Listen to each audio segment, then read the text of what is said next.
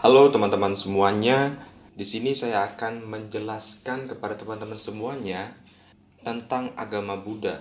Sebelumnya saya ingin disclaimer dulu ya. Mungkin ada beberapa dari kalian yang menganggap bahwa dalam agama Buddha itu ketuhanannya tidak jelas dan ataukah itu bertentangan dengan Pancasila.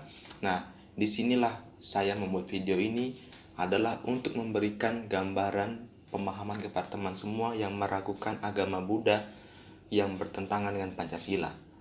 Saya sebagai penganut agama Buddha akan menjelaskan sejauh yang saya pahami dan bisa saya mengerti tentang agama Buddha. Dan tentunya ini berdasarkan pengalaman saya dan ajaran-ajaran dari para biksu atau bante-bante ya. Berikut ini kita bisa masuk aja ke tentang Pancasila yang pertama. Dan mungkin ini menjadi yang paling sentral ya, atau kontroversial.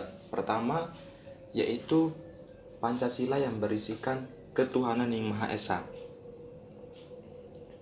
Ketuhanan.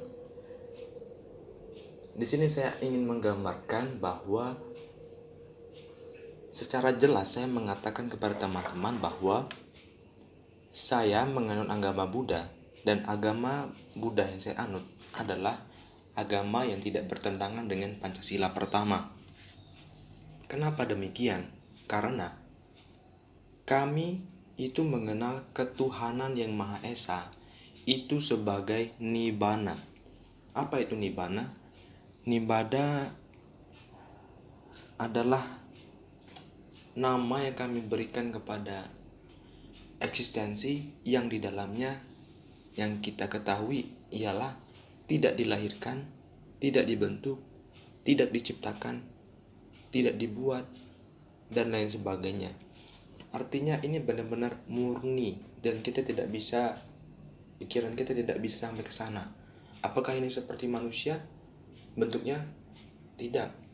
Kita tidak bisa memikirkan bentuknya seperti apa Nibbana ini, tetapi itulah yang kami percayai bahwa Tuhan dalam agama Buddha itu istilahnya adalah Nibbana.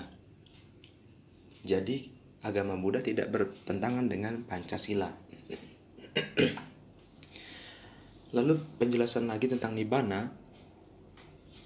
Tuhan atau Nibbana kami ini berbeda dengan yang lain seperti agama Islam, Katolik, Kristen ya.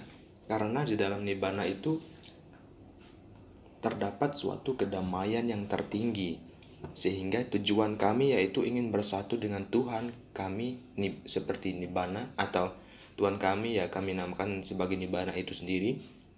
Dan kebersatuan itu terwujud ketika kami sudah mencapai pencerahan sempurna, di mana sudah tidak ada lagi kotoran-kotoran di batin kami. Maka pada momen itulah kami baru pantas untuk hidup bersatu dengan Tuhan.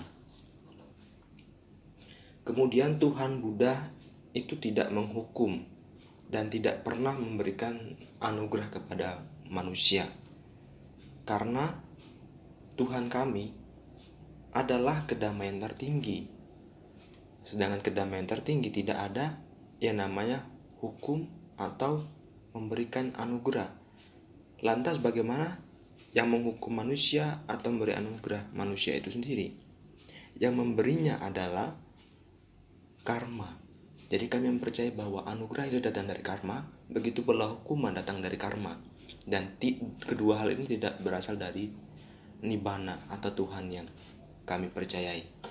Kemudian bila kita perjelas lagi konsep ketuhanan dalam agama Buddha, kami bisa dikatakan sebagai konsep yang ontologis. Karena bagi kami Tuhan sebagai sesuatu yang sangat sempurna dan tidak dapat digambarkan oleh manusia. Tetapi mau bagaimanapun juga kita tetap harus ada istilah lain untuk menggambarkan eksistensi yang sempurna itu, yaitu Nibbana. Kemudian sila yang kedua yang berisi tentang kemanusiaan yang adil dan beradab. Nah, di sini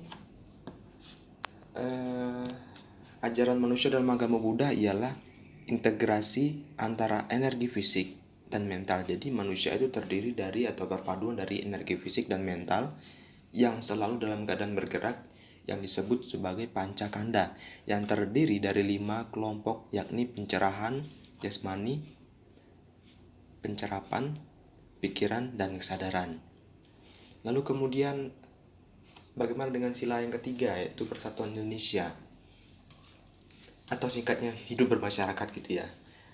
Kami sebagai individu diharapkan untuk mengupayakan pembebasan diri masing-masing melalui pemahaman dan usaha masing-masing. Keselamatan adalah hasil pengembangan diri dan tidak dapat diadakan atau diberikan kepada yang lain. Sedangkan ada 3 prinsip sederhana cara hidup bermasyarakat, ialah menghindarkan kejahatan, berlaku kebaikan, dan berpikiran suci. Itu. Lalu yang sila keempat tentang kerakyatan yang dipimpin oleh hikmat kebijaksanaan dan permusyawaratan perwakilan. Di sini dikaitkan dengan alam semesta ya.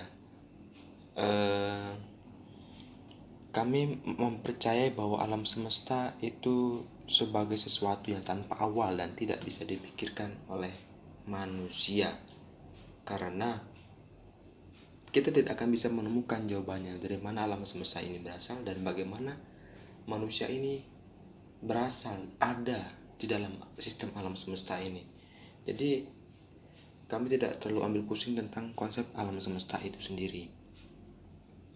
Selanjutnya sila kelima, dunia global, yang berisikan tentang keadilan sosial bagi seluruh rakyat Indonesia. Di sini kami mempercayai adanya karma yang sudah dibahas tadi. Karma yang dinilai sebagai hukum universal tentang sebab dan akibat suatu peristiwa.